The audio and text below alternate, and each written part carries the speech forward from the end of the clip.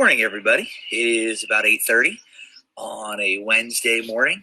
It is a beautiful day in the neighborhood of Blandon, Pennsylvania, where I live, and we may not have been able to go on our field trip this year to Gettysburg because of this COVID crisis, but I'm taking Gettysburg to you.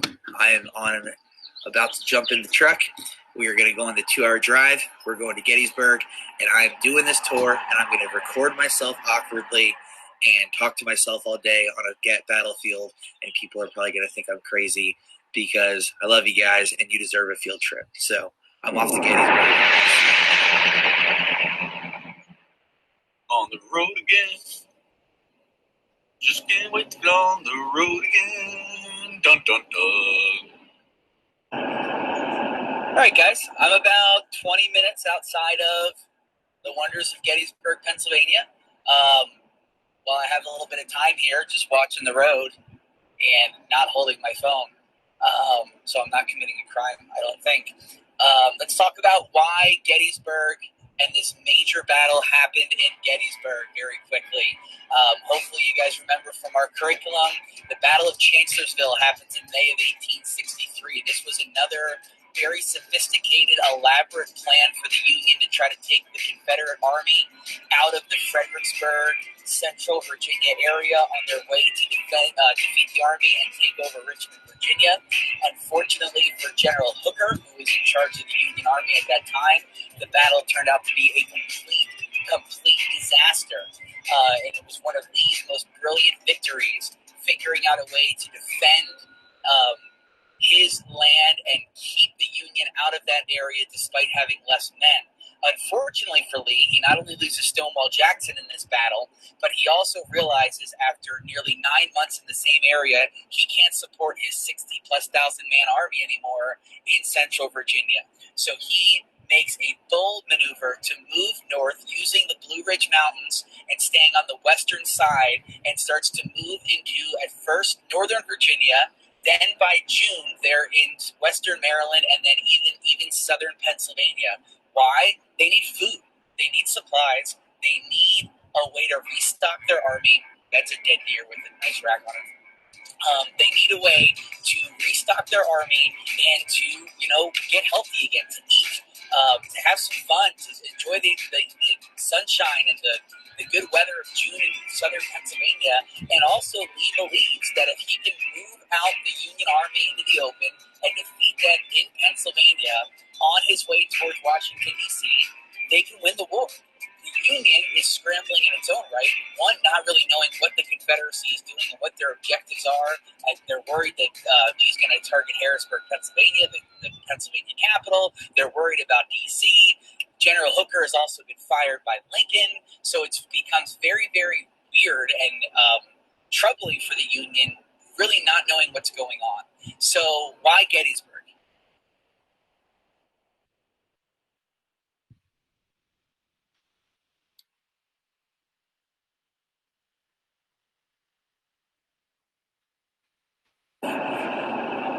The reason the battle happened in Gettysburg, and the reason I'm driving to Gettysburg right now, is Gettysburg was one of these small towns in this area, York, Hanover, Mechanicsburg, that Lee was targeting as a way to go in and resupply and figure out if they had little factories where they could get clothing, uniforms, tents, boots, supplies, ammunition, whatever it might be. And his army was spread out over the area. And then in late June, Lee starts to get word through scouts and other various communications, not from his cavalry commander, Jeb Stuart, who's letting them down at this point, that the Union Army is much closer to the Confederate Army than anybody thought. So it became kind of an interesting perspective here for Lee and the Confederacy to figure out where they're going to start targeting and where this battle was going to happen. They knew of the general whereabouts of where the Union Army was, and they knew that they needed to get consolidated. So by late June, the Confederate Army begins to consolidate their area into this Gettysburg area, not necessarily knowing that Gettysburg would be the battle, but Gettysburg has a number of different roads coming in and out of it. There's so many different ways to get to and from Gettysburg. If you think about like a wheel, the center of the wheel, which is Gettysburg, and then you have so many different kinds of spokes coming out, like a bike wheel almost, or a motorcycle wheel or something of that sort is a great analogy of Gettysburg. So the Union Army had this general, a cavalry commander named John Buford, who comes to Gettysburg on June 29th using these roads and all the elaborate ways to get to Gettysburg, and he realizes the value of ground. And he realizes that Gettysburg, not so much the town itself was special, but just south of the town and west of the town, there's this beautiful ridge called Cemetery Ridge. And Buford knows that whichever army can get to that ridge first is going to have a major advantage with how close these armies are.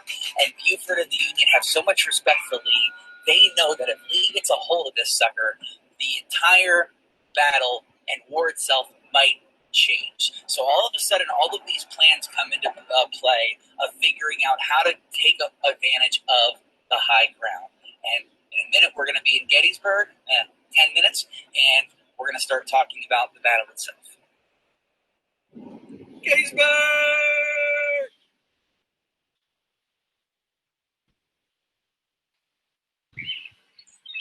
All right, guys. Obviously, the Museum and Visitor Center is closed right now, which is why we're not there. It's almost like peaceful and tranquil here. I've never seen it with no people here before. This is like crazy. Just wanted to give you a little bit of a sight as to what the museum looks like. They built this in 2008 after about a 5-year project to build this sucker. They wanted to make it look of the area, so that's why they have the beautiful stone and the red siding in the back. And it's a very unique building in that they put the cyclorama, the 360-degree painting that was made to depict Pickett's charge, on the second level on the top. So it's like a big circle, and then surrounded by the museum and the visitor center and the gift shop and everything of that sort. So just wanted to show you guys what it looked like on the outside. There's good old Abe. You can take a seat next to Abe and take some pictures. Once again, you guys should definitely come check this place out for yourselves when you get a chance. But let's move up to Culp's Hill, and I'm going to start talking about July 1st, 1863.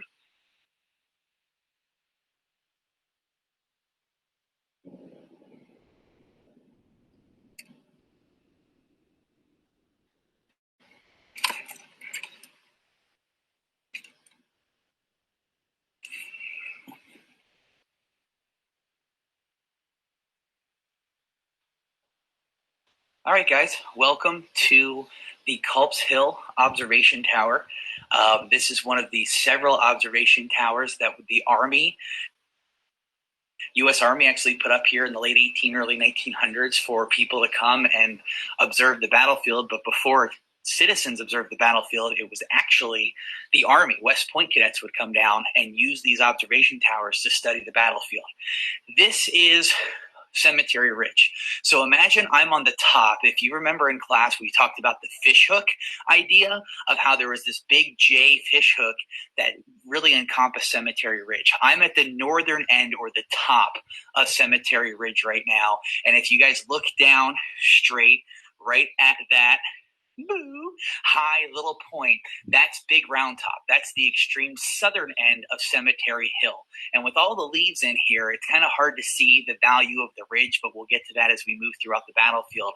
But this is what Buford recognized at the end of June of 1863. This piece of land just west and north of the town. Here's our beautiful little town of Gettysburg. Once again, we talk in class, it's probably about the size of Emmaus, maybe a little bigger in land mass, but nice little town. This is what Buford was seeing in late June when he came to the area. And on the other side of the town here, all the way up over in the distance, in this area to the west and the north, on this area is where the Confederacy started to get word that the Union was closer than they thought, and they needed to get together here, and they needed to consolidate.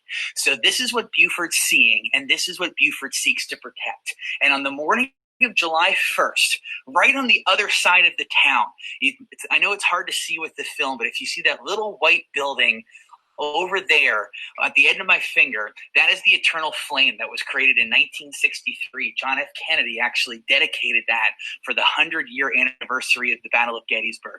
Right over there, and that's where we're going to be going in a little bit, was where the Battle of Gettysburg began, when a general named General Harry Heath for the Confederacy marched his division of about 10,000 men into Gettysburg. They thought in the morning of July 1st, they would go into Gettysburg, they would see what was in the town, they would take over the town, they would have some fun, they would take over some factories, they would meet some people like the ladies, and they would have their day rummaging Gettysburg like any other town.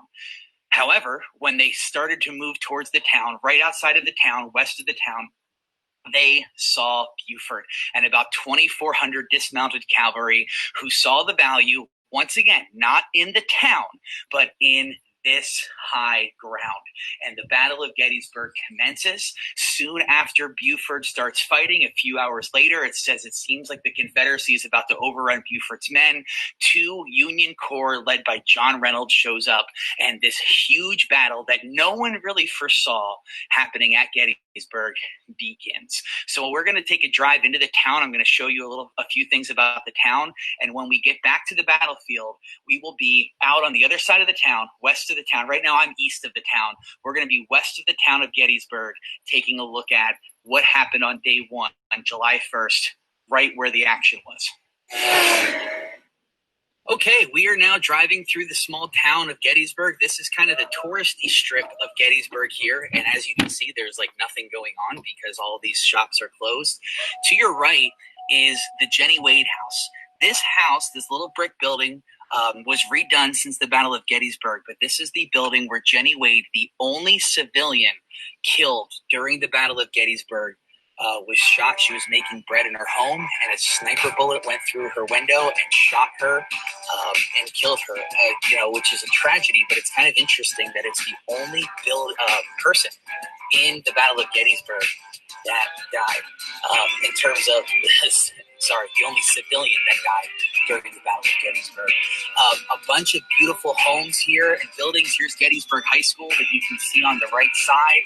But let me draw your attention to some of these buildings. Some of these buildings have copper, goldish-looking plaques on them.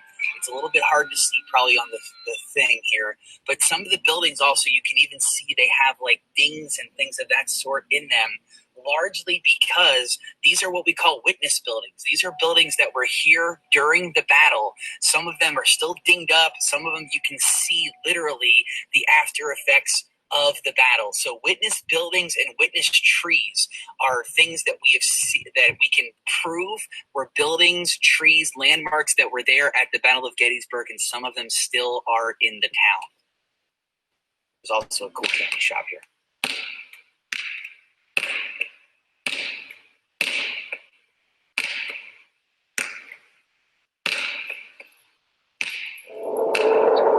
So I'm standing on top of my truck right now to give us a little bit of a better view and just trying to give you guys a little bit of a pinpoint of where we were.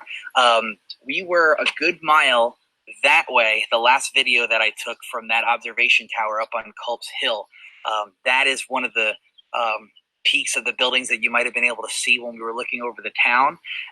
This is the Eternal Flame all the way down, if you could see that building where we pointed out to as well. And right here, just a couple hundred yards down that away, west of the town, is where, the paper's going everywhere, is where the Battle of Gettysburg really commenced in the morning of July 1st when General Heath opened up fire with and against John Buford. Now, over the next couple of hours, as I said, General Reynolds is going to come from the east and southern ends of the town with over 20,000 men. The 1st Corps and the 11th Corps are going to be heading this way, and the battle really starts to get hot and heavy. Another thing that was actually fortunate for the Confederacy is as he starts to kind of get himself into a situation that he didn't anticipate from this perspective when he started fighting the Union, and as he sees these 2 corps comes up, he realizes that he's in a little bit of trouble. North of the town, General Ewell, with his corps of 20+ thousand men, basically come from this direction. So the Confederacy, it almost looks like it was a well-planned attack as they started to, attack from the north this way and the west this way, basically at the same time. It basically looked like the Confederacy had planned to attack Gettysburg in this force all along, though that wasn't the plan. They really kind of got themselves into a mess when Heath opened up fire against a force that he didn't really realize that he was getting himself into. So for the Confederacy, life worked out pretty well. General Ewell began moving towards the place that I was at previously. Unfortunately, he was not able to take Culp's Hill for the Confederates' perspective, and we'll talk more about that later. But the Confederacy did begin to move into the town here, and they took the original ground that the Union tried to hold on to. Right here is a monument that represents some tragedy for the Union. This is the Reynolds Monument. John Reynolds, a native of Lancaster, Pennsylvania, just about an hour's drive from here. This is his area. He was considered to be one of the leading Union generals of the war. In fact, he was offered command of the Union Army before it was given to Meade, but he turned it down, feeling that he wouldn't have the chance to really lead the army the way that he wanted to.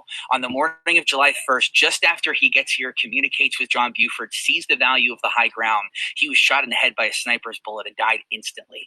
And chaos ensued on the Union side. Doubleday, Howard, Hancock, all kind of were generals that were on the field. No one really knew who was in charge, and it really was a chaotic situation as the Confederacy began pouring troops into this area. And the significance of July 1st, 1863, over 15,000 casualties combined, a very, very bloody day. And the significance is that the Confederacy was able to take the town, but they were not able to take Cemetery Ridge. The value of the high ground was really just becoming learned by both sides at this time, and neither side really saw the value as much as maybe Buford and Reynolds saw it, and those are going to become conversations for the rest of the battle. So once again, the Confederacy feels good. Again, this invincible army that can't lose under the leadership of Lee gets a dub on July 1st as they take ground, they take the town, they push back the Union, an already army that's feeling that they're on the edge of defeat again. But the value of the high ground becomes the big conversation on the night of July 1st. We're moving on, James. So I just turned onto a road called Cemetery Ridge Drive or Cemetery Ridge Road. Just over there is where I was just parked to show you guys some Seminary Ridge and day one action.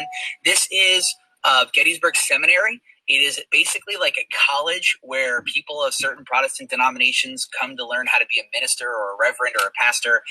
Some of these buildings, not this fancy one, but some of these buildings were actually here at the time of the battle. And I believe this is the cupola or the cupola. I don't know how to say it. I'm an idiot. Where members of both sides of the battle in different parts of the battle actually went to take a look at the ground. John Buford and John Reynolds were up there in the morning of July 1st, and Lee actually uses that as a place to designate and uses an observation tower quite a bit throughout the battle. So this is the ridge where the Confederacy on the night of July 1st start to post up as they see that the Union on the other side of town there realize that the Union has the higher ground at Cemetery Ridge. And this becomes the quandary for General Lee. General Lee's army feels invincible. General Lee's army feels amazing. They feel like they can do no wrong. However, he realizes that he's at a disadvantage, that the Union has the higher ground, and by July 2nd, the Union will most likely have more men on the battlefield because they're just not exactly sure what the Union has in terms of forces in the area.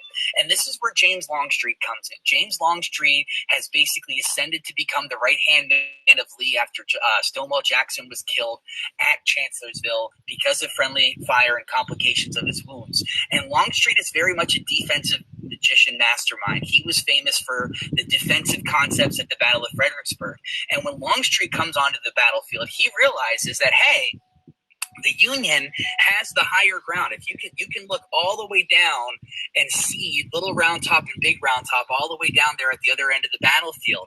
And as you start to look at this ground, General Longstreet starts to preach to Lee, hey, I understand that we took ground and we have the town on July 1st, but maybe this isn't the place to make our big assault to defeat the Union Army.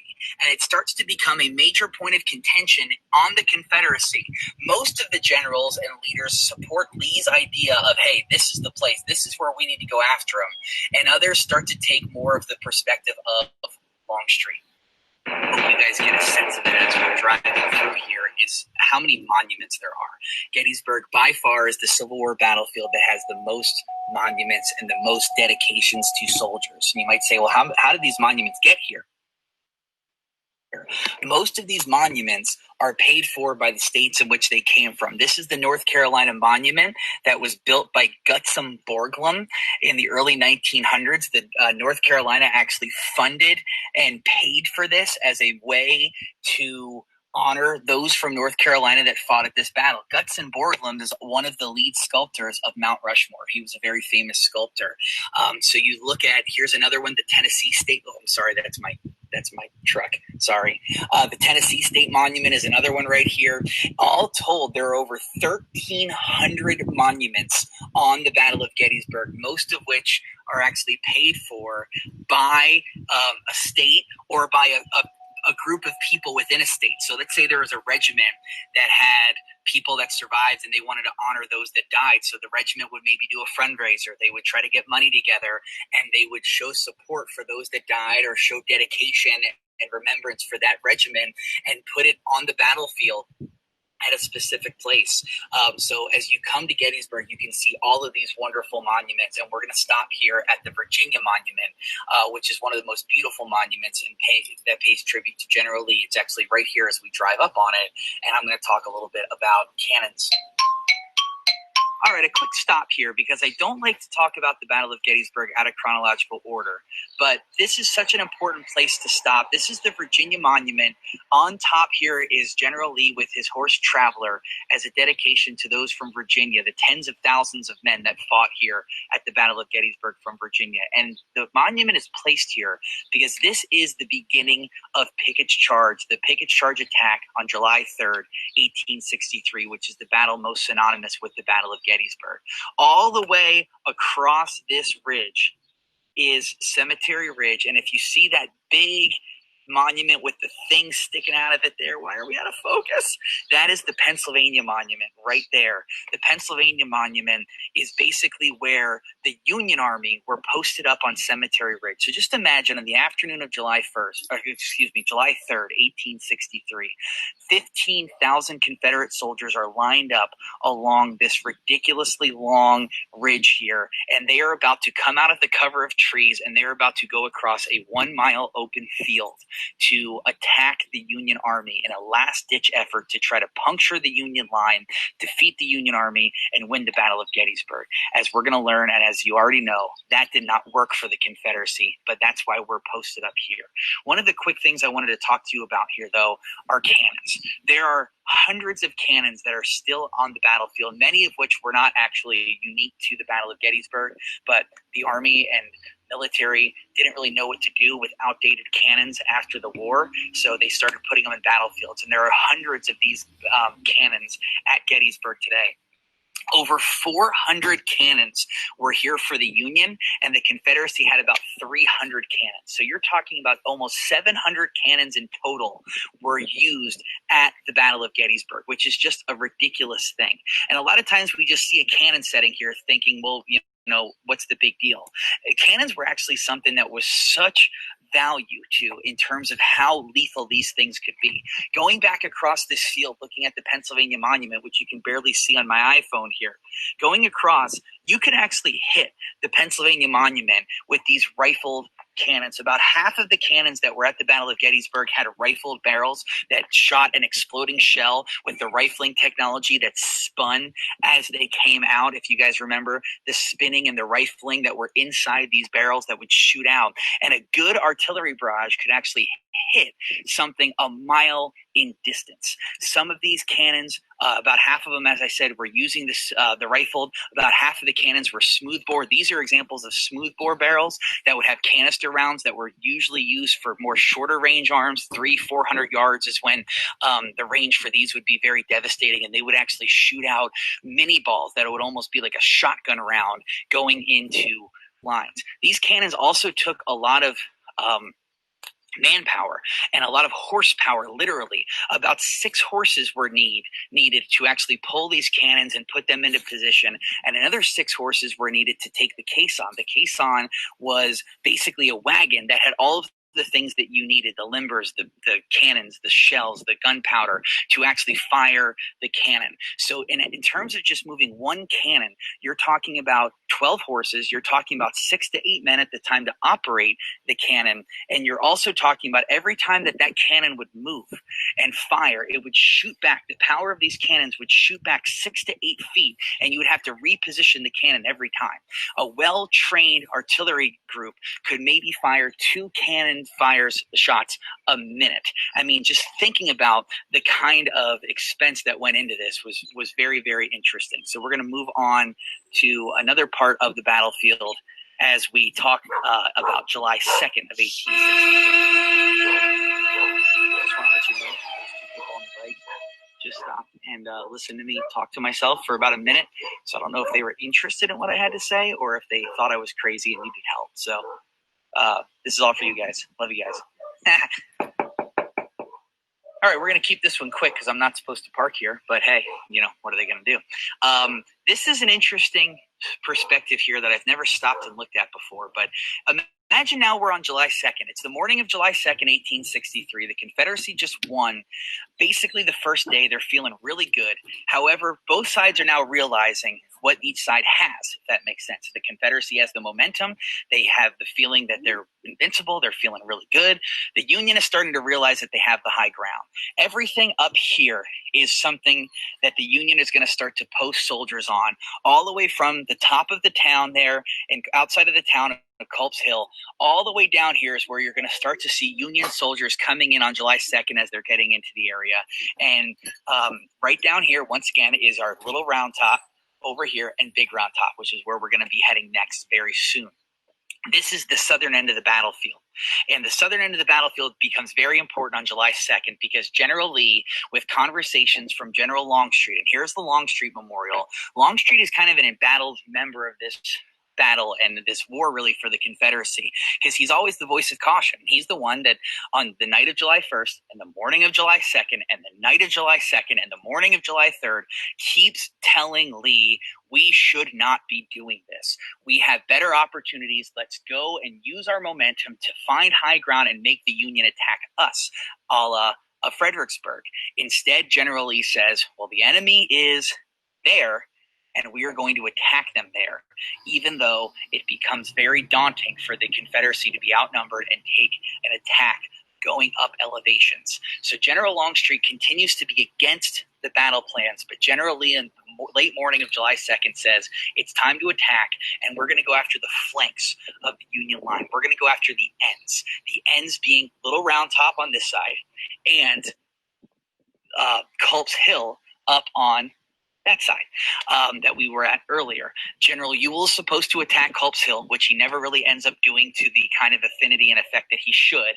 And General Longstreet's corps, led by Hood and Barksdale and McLaws, they're supposed to go target and go after Little Round Top. And the hope is that if you could attack the ends and get one of these ends to cave in, you're going to be able to basically take over the high ground and push the Union off the high ground completely, which is a great strategy. Unfortunately for the Confederacy, it didn't work out. So I wanted to give a shout out to Longstreet here. It's kind of funny how his memorial and monument is all by itself in a weird part of the battlefield that's just kind of out here and very few people recognize. But a big shout out to Longstreet as a major part of this battle. And we are now headed to my favorite part of the battlefield, Little Round Top area and the southern end of the line and what happens on July 2nd.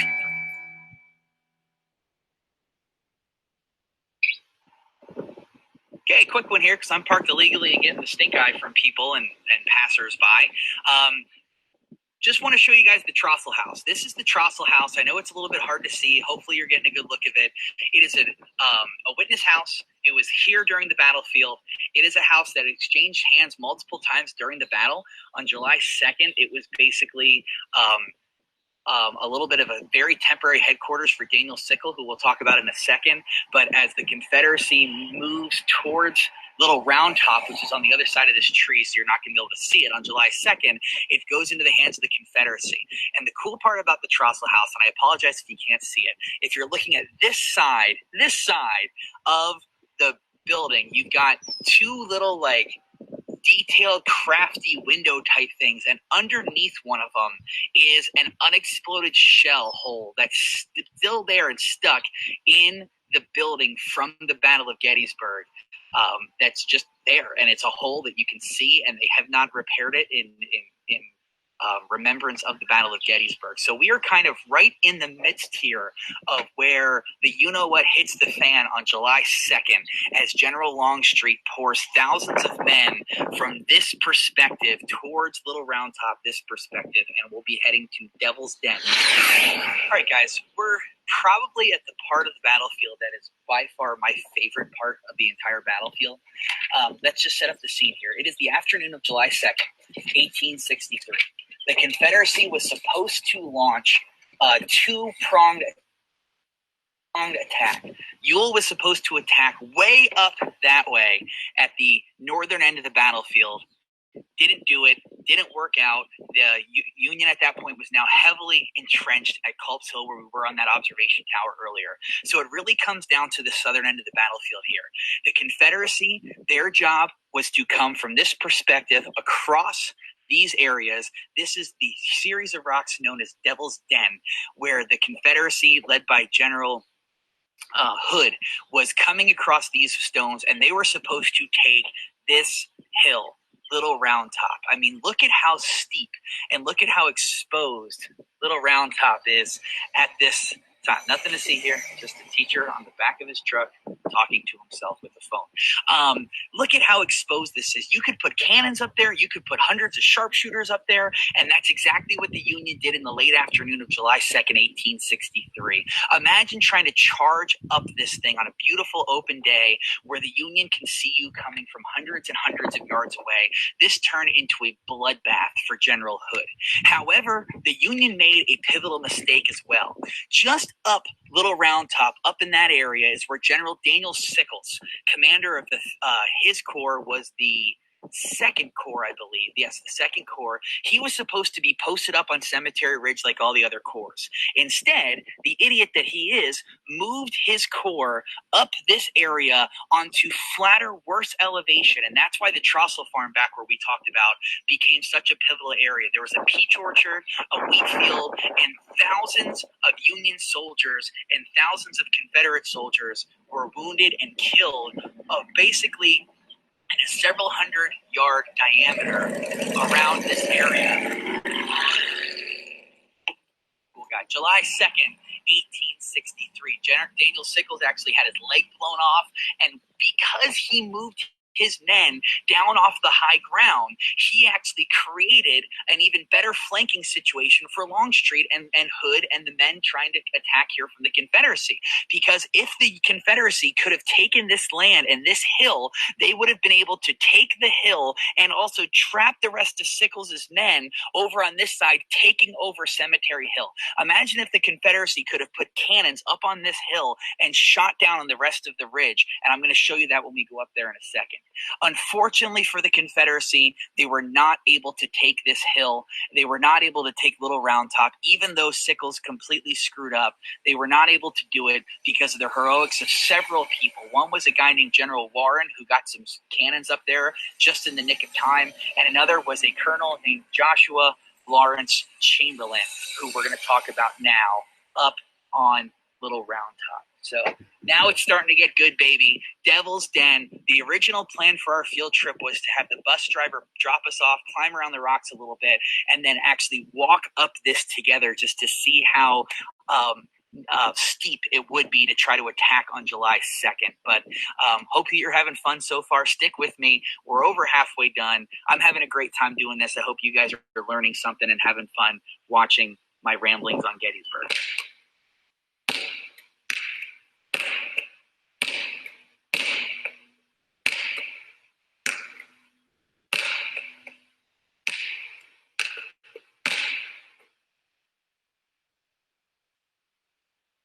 All right, folks, this is for my honors peeps right now.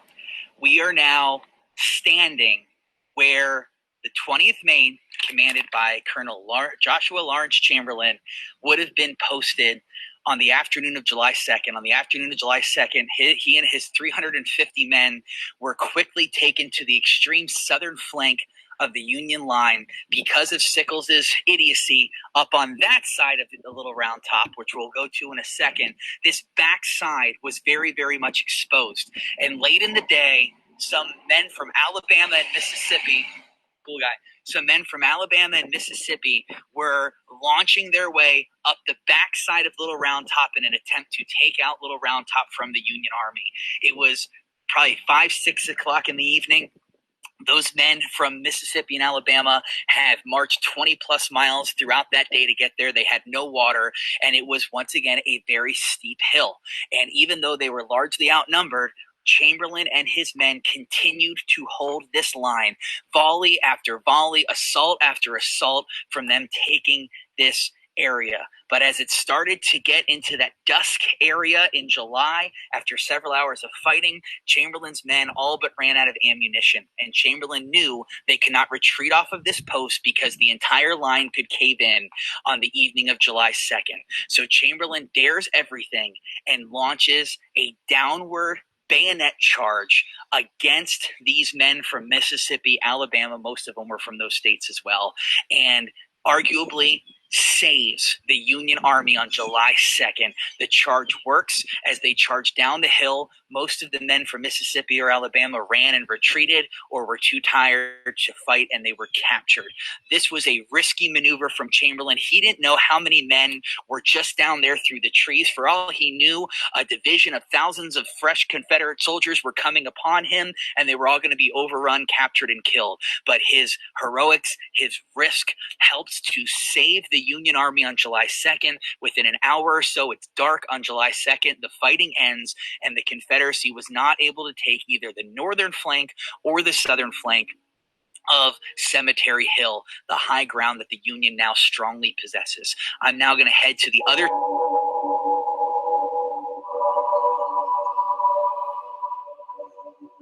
Okay, it's a little windy up here, but this is one of the most beautiful parts of the battlefield. This is Little Round Top. Imagine it's July 2nd. You were on top of this hill that is exposed on the front. You can basically see everything. Look at this. There's Devil's Den, where we just were, that the Confederacy is going to be coming from this perspective to attack on July 2nd. They're also going to be coming from this perspective as well, because Sickles, once again, was supposed to be down along this end, moves his men all the way up here.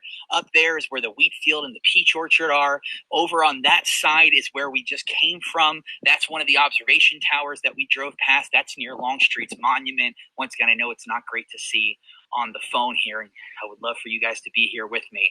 But just think about the advantageous position here. All of this is Cemetery Ridge, going all the way to the town. If you see that big monument is the Pennsylvania Monument, which is where we're going next. All of this, thousands upon thousands of Union soldiers are up here. And on July 2nd, it's all about the heroics of the men on this little hill that have a great defensive position to withstand the attack. But they had to hold this hill to hold the entire ground, and that's exactly what they did.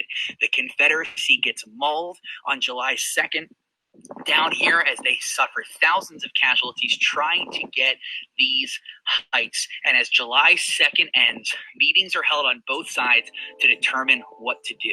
And even though, a lot of turkey vultures in the air here, even though Meade is a little bit hesitant to stay because they faced and suffered a lot of casualties on the Union end, the overwhelming sentiment for the Union is to stay on this ridge and to see what the Confederacy is going to do. On the night of July 2nd, Lee is somewhere about a mile and a half down that way. Look at how long this Confederate ridge's line is compared to the Union. The Union is pretty concise and consolidated up along this area here. The Confederacy is stretched out all the way from down here, all the way up to that really small cupola, all the way up there, and wrapped around on the other side of that water tower that's very hard to see. The Confederate line is so long, and it's just so difficult for the Confederacy to stay communicated located here. And on the night of July 2nd, Lee and Longstreet are talking again about what to do the next day. Longstreet recommends leaving and fighting somewhere else, and Lee thinks that maybe there's just one more chance for a big old fight to be able to break the Union line on July 3rd. So we are going to leave Little Round Top, and we are heading to the third and final day of the Battle of Gettysburg and some of our last stops.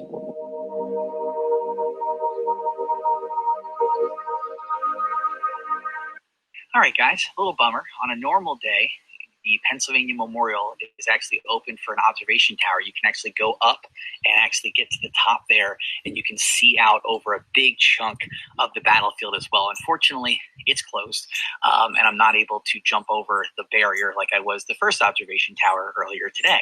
So here's the Pennsylvania Memorial, one of the most beautiful, probably the most beautiful, the most expensive memorial on the battlefield. This was built by the government of Pennsylvania as a memorial for all 34,000 men that fought at the Battle of Gettysburg. You can actually see these plaques along the sides here.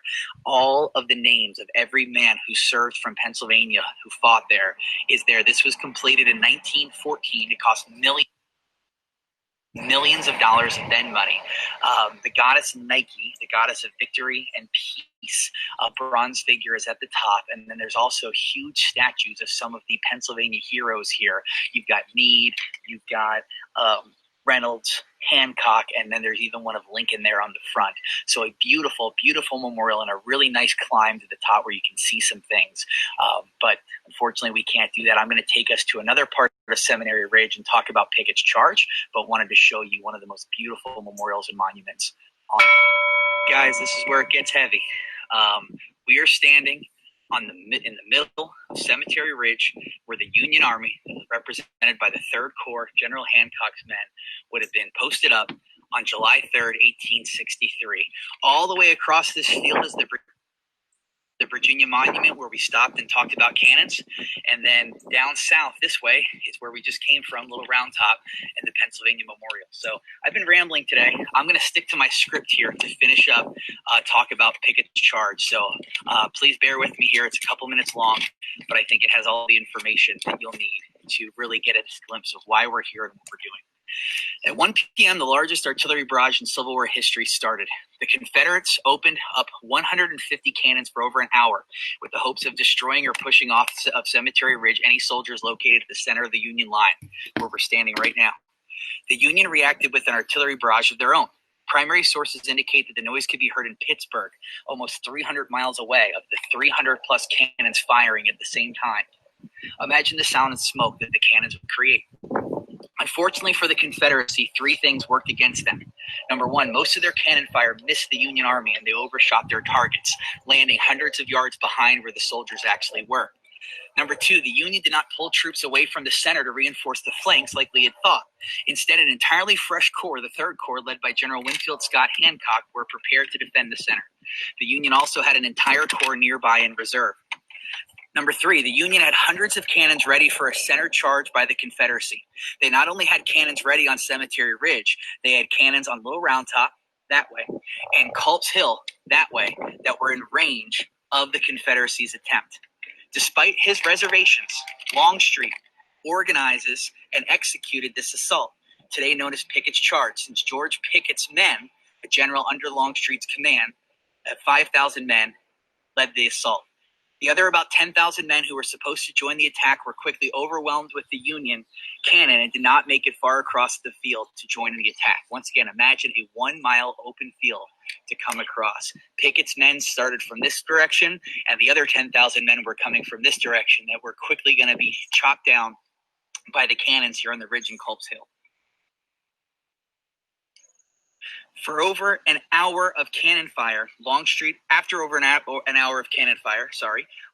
ordered Pickett's Charge to commence. One of the most costly days of the entire Civil War was about to take place in the very field we are looking at.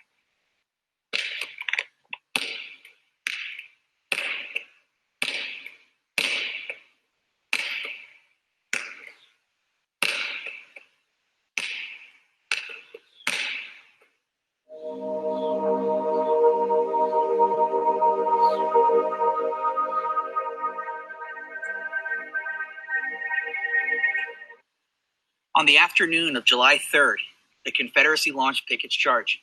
As we said just before, the attack and assault did not go as planned. The Confederate artillery barrage largely failed, and two of the divisions supposed to come across the field did not get far. The only division who truly made the assault was Pickett's division.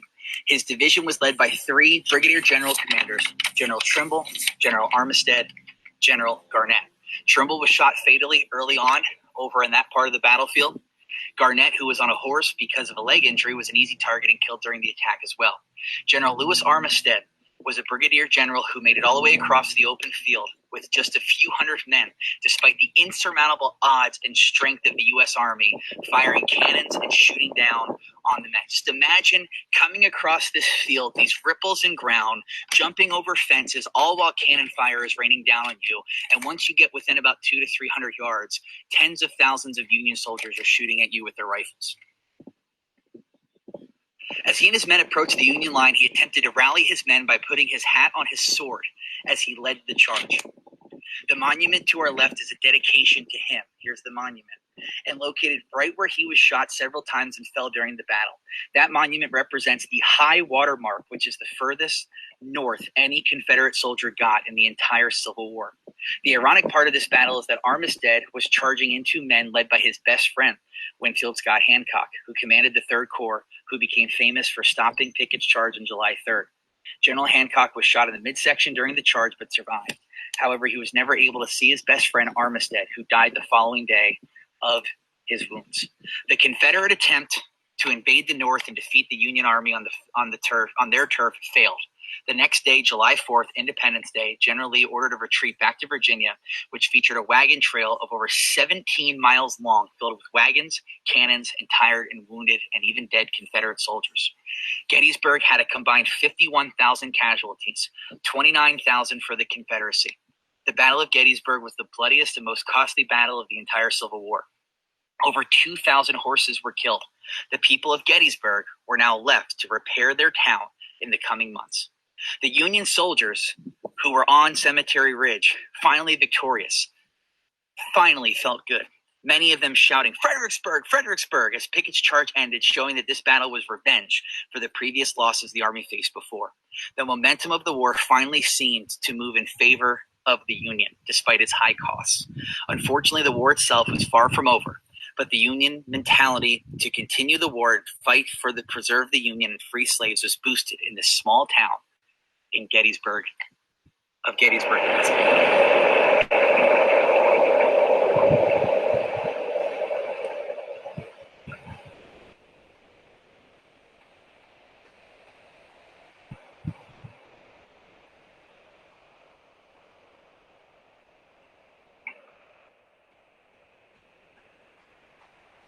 So one of the biggest challenges of this 3-day battle and the fact that there was 51,000 casualties is, what do you do with all of the dead people?